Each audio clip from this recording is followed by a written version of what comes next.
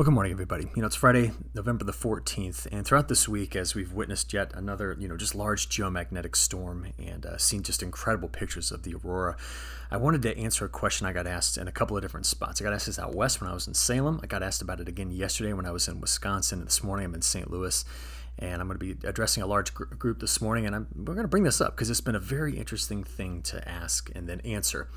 So what is the question? The question is, does this aurora have any sort of major influence on this winter? That was the question, especially on the potential for some cold. And so let's just go ahead and talk about it. This is where the current solar cycle progression is right now. I believe this is solar cycle number 25. And we've peaked, starting last year and lasting through much of this year. And this is why we've seen so many of these events where the aurora has been so visible farther to the south. Now, when I call it solar cycle number 25, it's because I can back this up. I don't know, let's take it all the way back here. And you'll see there's this cadence to it, right? There's a 11-year cycle. There's actually an overlapping 22-year cycle, and there's even a cycle in this. It's almost about 90 years in the whole thing.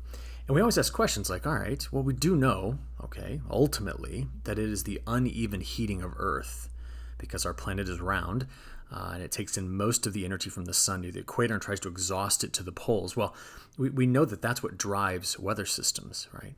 But is there any correlation to the cadence of these, solar cycle events and our weather patterns, specifically to answer these questions with December? So I'm just going to show you something.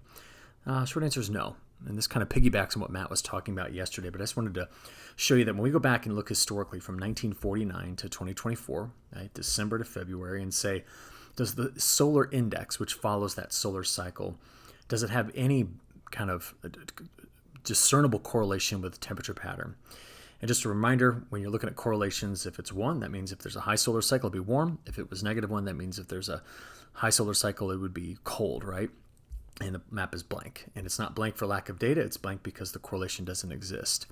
Now, that research that Matt did looking into sudden stratospheric warming events, what you're going, well, wait a minute. I thought he just said, no, I understand. But you have to remember that when sudden stratospheric warming events occur, they don't always result in North American cold. It all depends on where the warming event is occurring. They can be European, they can be Russian, it could be anywhere across the northern hemisphere when that cold air is let out. Not all of them correlate. And so we come into our main discussions this week, right? We knew that by the end of this week, the temperatures are going to skyrocket. The west is still cold, and we've got a lot of rain coming in here, major flooding issues down in Southern California.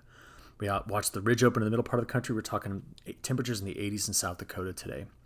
Northeast is still kind of watching the tail end of this colder air try to leave. But this very big warm-up has got a lot of folks questioning, well, what's behind it? And we've been making a case and discussing that we need to keep an eye on the heat coming into Alaska to reorient the pattern to drop much more colder air into the Canadian Rockies, out in the Canadian Prairie, here even in British Columbia, setting up cold in the northwest first that's going to get let out in December. That's been our worry. Now, this map is November 24th through the 29th. It's the 10 to 15 day forecast.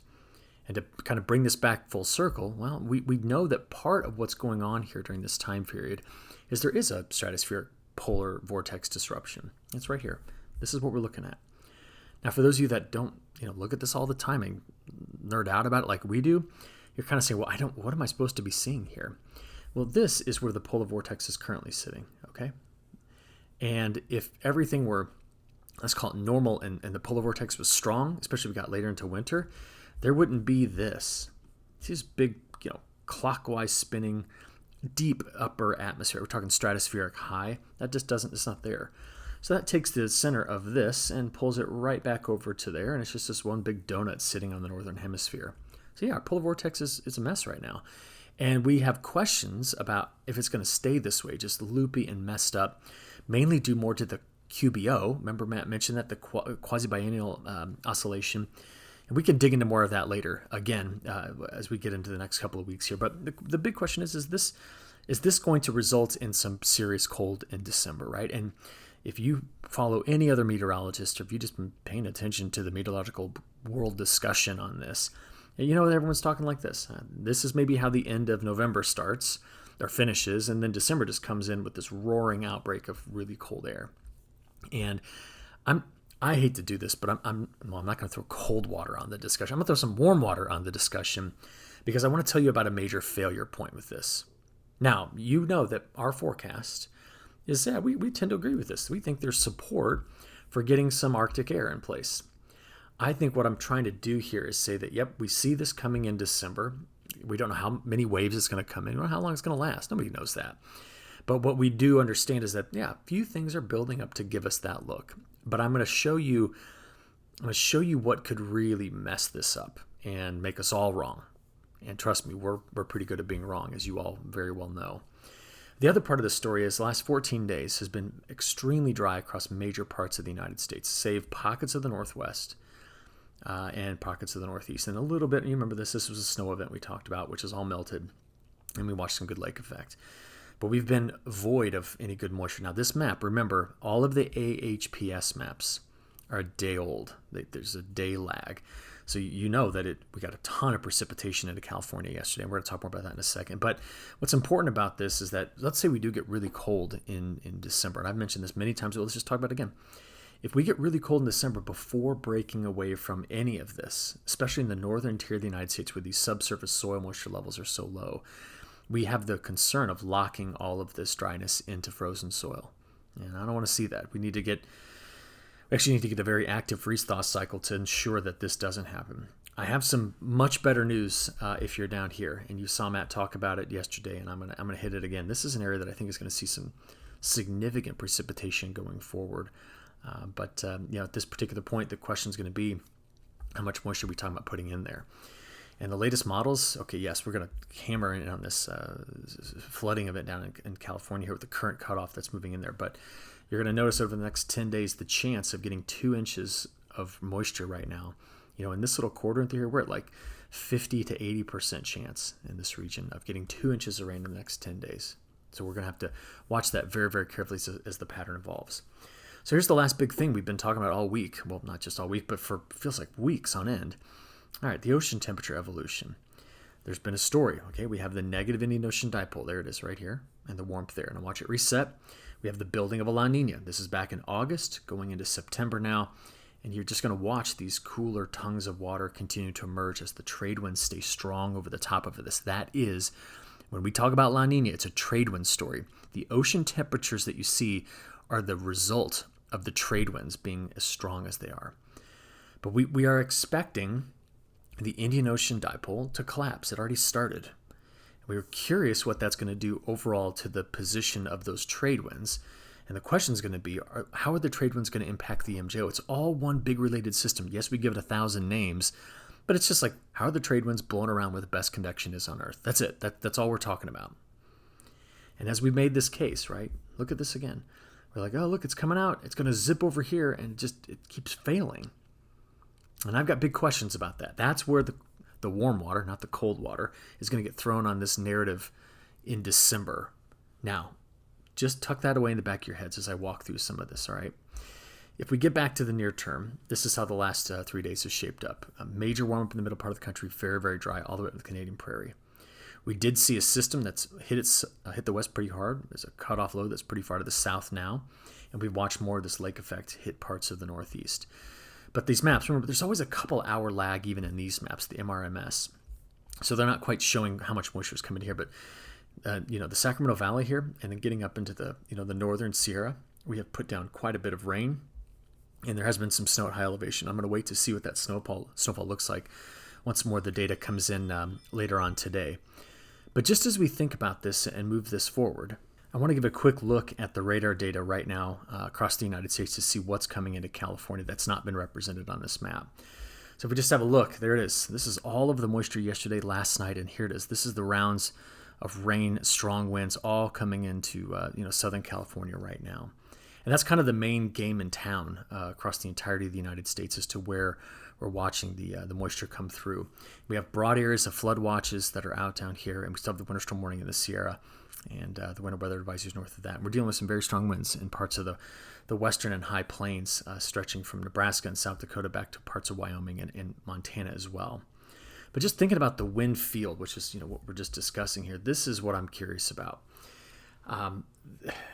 Matt mentioned yesterday, we're going to see returning of high pressure to the southeast. It's not there now. That's the big trough you mentioned. But there's high pressure coming back, which is going to open the Gulf. Two,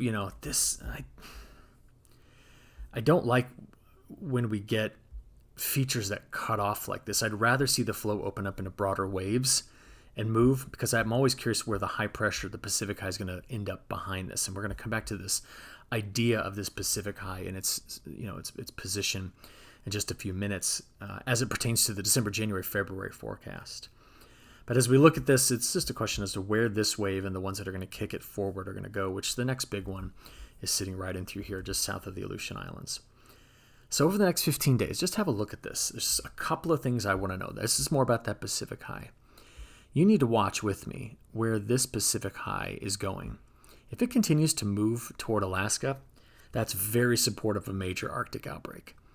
Excuse me. If that's timed well with lots of ridging from the Canadian archipelago to Greenland, man, there will be a lot of cold that comes into this section of the United States. Out of the Canadian prairie, channeled along the Rockies, it's going to go. But we got to see those things kind of taking shape, and they are. There are a few things about it that are. So that was a static map. Let me just take you now to the one that moves. So this is the European model morning run this morning, and we're just going to keep an eye on these troughs off the west coast, because they're going to eject, and they're going to eject into a ridge. And as this low moves on off, which it will, okay, we're going to be behind it with this ridge moving in. And yes, it's bringing in warmth. This is Sunday, but it's also going to open up the Gulf next week. So let's just play for it. See it? Trough leaves. Next one comes into the west. Man, this is going to be active. And we're going to have questions getting into next week about severe threat that's going to stretch probably from the southern plains through the Delta, Ozarks, mid-south. But I'm watching more carefully beyond this to see if we do, in fact, land ourselves here. Now, that is a very interesting look. You can almost see a bit of an omega look out in the Pacific, and that's the ridge that we're curious if it's going to go sit over Alaska, creating access initially to southwest flow and severe weather, followed by cold air. And where are we in time? This is out to the 25th, Tuesday the 25th. We're just going to keep watching it beyond that point to see if the models actually get us there. Now, we, kind of talked extensively about how mismatched the models were in predicting that pattern and the resulting precipitation type and intensity. And they've not yet come into alignment. You're right, GFS left. If we just play this forward, watch Southern California in the near term. That gets you all the way through Sunday. That low is just going to sit there and curl up. Watch it again, Saturday into Sunday. And we got a lot of rainfall coming to that area. I'll show you the totals in a second. That wave comes out. Now, this is a wave on Monday, this one right here, that I'd been excited about a week ago. I mean, the models were like just ripping it out of Texas, opening up the Gulf ahead of it, and it was just going to be a show. I mean, it's going to be a really impressive system here. But now as we look at it, we're trying to assess, like, where is this thing? It didn't quite get full access to the Gulf. In fact, if you can follow the isobars here, some are like that, but a lot are like this. And that's pulling air from Mexico and Texas. That's not moist air, as you saw from the beginning. You need to have a big area of high pressure living right off the coast to open the Gulf up to make a system really go. But here we are. We're out this Monday, and we can see precip that stretches from like Paducah, all the way back to Rapid City and even farther into, Bozeman. I mean, this is a long area of good moisture we're watching on Monday evening. There will be some snow with it as well. But that low just doesn't stand a chance. So we wait for the next one. Look at the one coming into California. This is now Monday, Tuesday. Look at the size of that low. And then that one opens up, and the models try to just really rip it through. Now, interestingly enough, the European model is faster in the progression and deepening of this low by Friday the 21st over Illinois, Iowa, and Missouri. The GFS is slower with it on the backside. It's nice to see that 186 hours out, they both have the same next cutoff coming into Southern California, which is going to be a continued risk of very heavy rainfall down here. And then we watch that system exit. But you see, timing is still a bit off. Position is still a bit off. But both models have, the same system. So let's go and have a look at total precipitation from the European model, right? Let's add this up. Now, you notice down here in Southern California, there's 1 to 3, 4 inches of rain. Some places right along the coast, some of the heavier rainfall regions here. This is like 4 to 5 inches. And that's just through Sunday. We then watch the system come out. There's that stretched boundary, the one that earlier week forecast had really hit this region heavily with rainfall. And then we're going to wait till the next system, and there it comes. But when is that again? This is Wednesday, next Wednesday, the 19th, Thursday, Friday, Saturday. And it's trying to just blow up a big system here. You take it out a full 10 days, and you get this. Now, the GFS looks something like that. So look at it again, Euro, GFS. Both models have the Red River Valley really getting hammered, but the GFS and the Euro are also both trying to hit Southern California over the next 10 days. Now you see there's 3 systems during that time frame. They're all cut off in their nature, and they're getting it. Now, a lot of people in California are going, wait a minute, I thought you've been telling me that this was a La Nina year. We're not supposed to get this. I know. You're not getting Pineapple Express. You're getting cut off lows. And that's what's bringing any and all moisture into California right now. I want to show you one last model. That's the GFS. Here it is. This is the AI model, 10-day, and it's also in that same, vicinity here, bringing out a system while after, slamming into the west. If we want to go take a quick look at snow, let's do this real quick. Total snow. Here we go. Yeah, Sierra Nevada really picking up quite a bit. There's that little bit of snow that could be in through here. When is that again? That's going to be Monday, Tuesday. And that's 10 days on snow. What's the Euros say? Or the GFS, excuse me. GFS, 0Z run. Good, they have that. There's the little skiff of snow that we're watching here early next week. This goes out 360 hours, so yeah, it always does that. So when you're going, holy crap, we're in for it. No, be careful. This is a La La Land forecast, but just wanted to show it to you. All right, probability-wise, what we've been focusing on are these super wet areas here and here. Look at this. That whole region extends all the way down to Mexico over the next 10 days. These are the probabilities of staying under a half inch. And these are very high probabilities. And what gets us concerned is just, this part of this area has been extremely dry. I mean, the Golden Triangle, Montana, most of the plains, southern plains. Where in Texas is the rainfall cutoff going to be? Are we going to get any of this moisture to West Texas, or is it all going to be in eastern Texas going over toward the Delta? Right now, that's going to be the struggle. If I'm in Dallas versus Amarillo, there's going to be a huge discrepancy in precipitation compared to those two locations. Now, remember, as we get into week 2, though, look, there's the ridge going into Alaska. This is the feature we're going to watch, giving us southwest flow. There's a preceding ridge, which is going to open the Gulf. It's a good story. And what we see is that week 2 outlook, look, all the models, like, hey, there's something coming through here. The west could take a break. The Pacific Northwest. But there's that cutoff low here, right? And then something opens up in the midsection of the country. So that is at least something that's been consistent in the forecast. Temperature-wise, with all the warmth coming in, we're now bringing that frost line back farther to the north, as you can see here. And if we look at what those max temperatures are going to do, here's today's, there's tomorrow. Look at this. We might be in the 90s in this part of Texas tomorrow, 79 in St. Louis. Then we go into Sunday, Monday, Tuesday. Now you know that there's this system we're keeping an eye on next week. The frontal boundary's right in through there. Deep lows in California. That's why it's so cool in this area. You got there next Wednesday, Thursday. But generally speaking, you see a pretty broad area opening up and maintaining some warmth overall. Now, it looks like... Oh, I must have lost this. That's okay. Let's just go back to my website real quick. And weather maps. Let's just look at the temperature matrix. Sorry if that's making you dizzy. There we go. There they are. And what we do note is that, remember, this is the next 5 days, day 5 through 10, day 10 through 15. You have the European model, GFS, and AI. They're all pretty well aligned, right? We see quite a bit of warmth day 5 through 10 here. There's not much access to really cold air until you get out day 10 through 15. And it starts to set up. And that's where we're just going to watch and question. Now, what we're questioning is, how do the height patterns evolve? Because you go, why do you always look at the troughs and ridges? The troughs and ridges are the ultimate result of all of the other factors we talked about. It's the position and movement of the jet stream level winds and the cold air in the middle and upper levels of the atmosphere versus the warm air in those levels, where all of the other factors, everything from El Nino and La Nina to the MJO to the all the blocking things, it's all here. This is why we go to this particular point. There's another big reason we do this as well. This is actually called a point in the atmosphere of no divergence, and we can dig into that some other day, but it's what makes the 500 millibar height pattern so useful. So this is how we expect the end of November to be. And the question is going to be that ridge, how this trough comes through, giving us southwest flow, what that does to rainfall here, with the Bermuda High in place, pumping this moisture back in. Here's what we want to know. This is the end of November, start of December, and the models keep wanting to do that.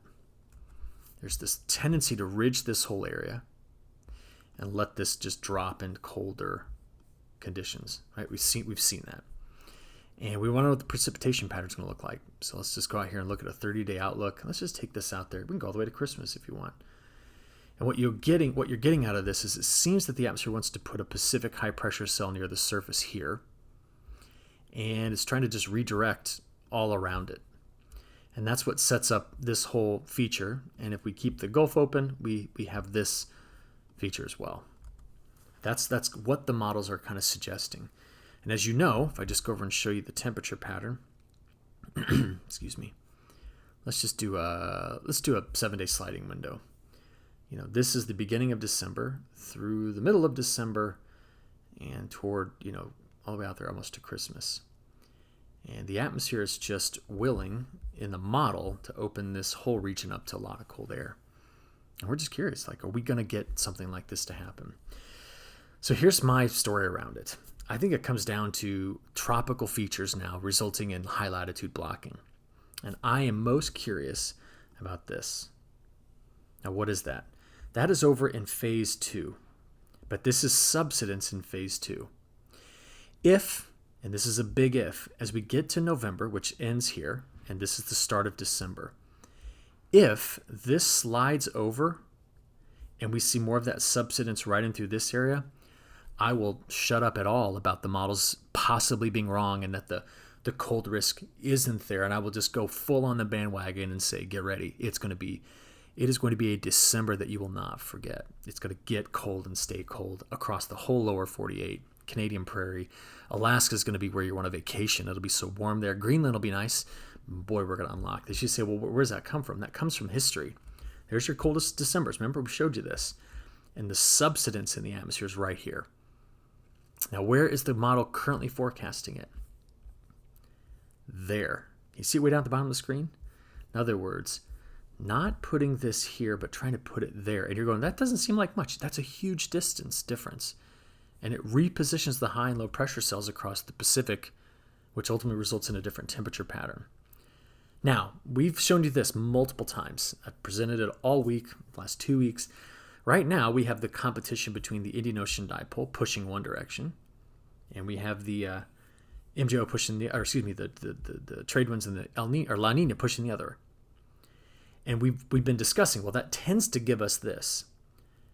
But I just want to make a simple point. If for some reason we've got this wrong, and we don't end up ridging from here to here, unlocking that cold air, which is what we've drawn in the graphic, is going to be very difficult. It's not going to be something that can happen on repeat and stay and go and just never give up. So I think this is where I'm throwing the warm water on the colder risk outlook. I do believe we're going to get some cold air in December.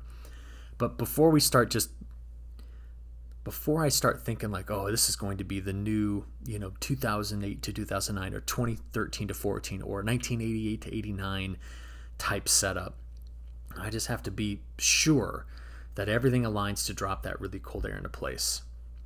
What about longer term? Well, we look out there December of this year into February of next year, and we've reviewed the models, and this is what they're saying in terms of precipitation. They are fully locked in. They're fully locked into La Nina. And as I look at it, I'm like, okay, is this La Nina going to do this?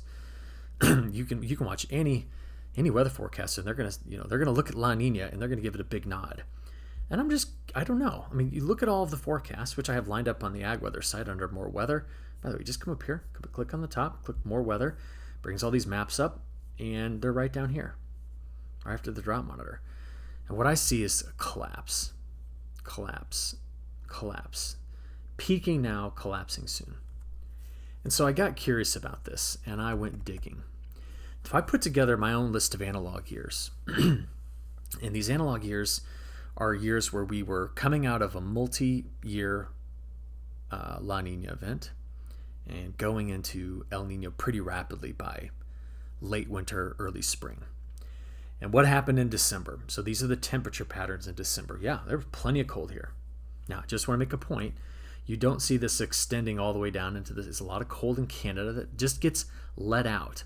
Now, there's no change in that. We do believe that the atmosphere is set up in a way right now to unlock cold air outbreaks from the Canadian prairie, from Western Canada. That's this reservoir of cold air that can come through. So that nothing's changed with that, okay? But just wanted to show you this. And we think that there is a precipitation pattern that's going to favor a lot of snow in this corridor. That's going to be your snowy early season, and that's a lot. It's a huge area, and there's concern, and this is why it's so great to see the moisture there now in November. But there's concern from Southern California into the southern tier of the United States. The whole of it has risks of being drier. All right, take note of this. Same thing down here in terms of the precipitation pattern for southern Brazil into Argentina. All of those analog years put together suggest drought pressure down here, and we're watching that very carefully. While it's much wetter, in the eastern Brazil, even over toward the center west. That's just December. You get into January, February, and March, and this will be the narrative. This is the 500 millibar height pattern, so troughs and ridges. And I want to know if this gets stacked up. See that high or low? If that is the case, you block Greenland and you block Alaska. One here and one there. And it's an open show. Just bring it on. Now you're going, wait a minute, you just told me not to trust these forecasts at December cold. No, it's still going to get cold in December. I'm very reluctant to tell you that it's going to be the December end-all record craziness. That's all I'm saying. Because what's in these analogs is 2009 and 2014. 2018 is in there. 1986 is at 76. These are big, big years for cold, and they have similar characteristics. Here's another thing. Those years also saw the polar vortex disruptions here and there. So one over Scandinavia, one over Bering Sea, Chukchi Sea. So that gave us lots of opportunity for cross-polar flow in the stratosphere, which linked up with the troposphere. Now, can you just take this and rotate it? Like, there are years where the polar stratospheric vortex's disruption was from ridging over northern Canada to Russia, and all the cold was in Scandinavia and over here. So this is what happened. And 2013-14 is just the most excellent example of when these upper atmospheric, stratospheric polar vortex disruptions anchor into North America. Boy, can it get cold when that happens. So you say, well, what about the following January to March? So let's go to the next season and look at those. So these are the years we're watching again. And what do we see? We tended to just hang on to a lot of colder air, and we can kind of split the country north-south, if you will, when those analog years happen. Then you got to look at the precip. Now again, January through March, very wet center west, very dry south. Dry across the southern tier of the United States. Active Great Lakes, active Pacific Northwest, and we think it's going to link, not giving us a snow drought in between the two here. And we can just keep going with this narrative. We say, what about March to May? Now listen to me. This is going to be critical to discuss for two reasons. When you get out there March to May, that's spring northern hemisphere, autumn southern hemisphere, does the season finish dry down here? That could really hit safrinha crops, could hit the full season crops grown in Argentina. But what I want to know is, do we get into March and May and start talking a lot about a Central Plains severe weather season and not so much Delta or Southeast? I want to know that, because as we get out there farther into May to July, if we watch a lot of severe weather hitting here, a whole lot of it, and then in fact are wetter off the southeast coast, do you know what this tells me? This tells me a lot of high pressure can move into this region. And that's why we see the models risking dryness in spring into early summer in the Mississippi Basin, the whole of it. I think that is going to be a very compelling story to watch evolve this winter. And you're going, why? I said, because of this. There's fall's drought. How much of that is cured in the next 6 weeks? Because if it's not, we're going to just be entirely reliant on February, March, and April rain and snow to break it down. So that's it. This is what we're going to be talking about. And just wanted to give you some of the what ifs in case some of the things that we've been hearing and discussing don't take shape. So we'll finish it there. Have a good weekend. We'll pick this up on Monday. Thank you.